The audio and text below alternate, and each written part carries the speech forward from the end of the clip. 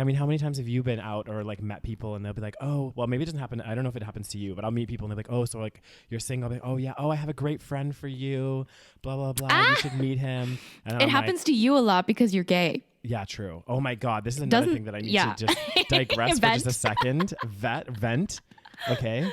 For all of you listening, our lovely listeners across the globe, one thing that I am going to be very adamant about is if you do have a gay friend or lesbian or LGBT or whatever, just because somebody is of a certain sexual orientation does not mean that they will match with every other person that's of that sexual orientation.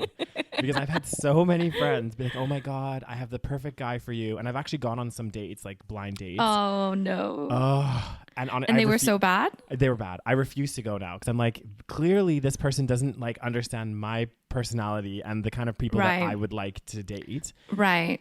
And the few that I did go on, I was just like, oh my God, how could you even think? Exactly. Right. Like this is totally like not anyone, not that there's anything wrong with these people, but we're just, such a clash of personalities. And I was just like, what is this person thinking? So it definitely doesn't happen to me it doesn't happen to me really. Yeah. I mean, of course, sometimes if someone's like, oh yeah, this guy's, I feel like maybe now it happens to me.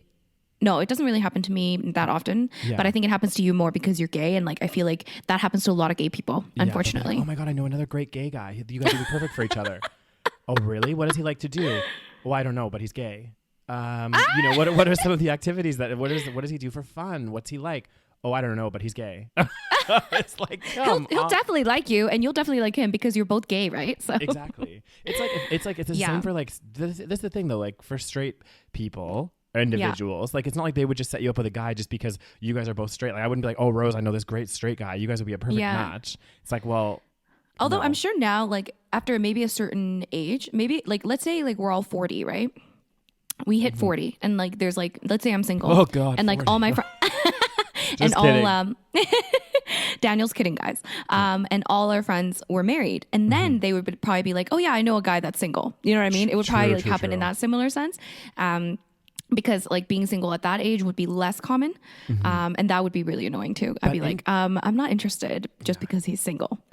Interestingly though, Rose, I don't know if this is going to be the case for us, like when we turn 40, but I think for our parents' generation, it was like seriously not the norm at all to be single. Like most people were married or in relationships. 100%. Like yeah. But I wonder if for our generation, by the time we get to 40, it's going to be different. Like I'm sure. 100%. Yeah. It's going to be different. Yeah. There'll still be a lot of people in relationships and married, but I do think there'll be a lot more single people and it'll become more Round normal. 2, Daniel. Oh God.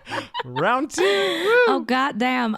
Yeah, it's true. I think like we can discuss more about this in another episode because I want to talk about we can discuss more in another episode because I want to really delve into the modern dating sphere and modern relationship sphere, which we will be discussing in another episode. Yeah.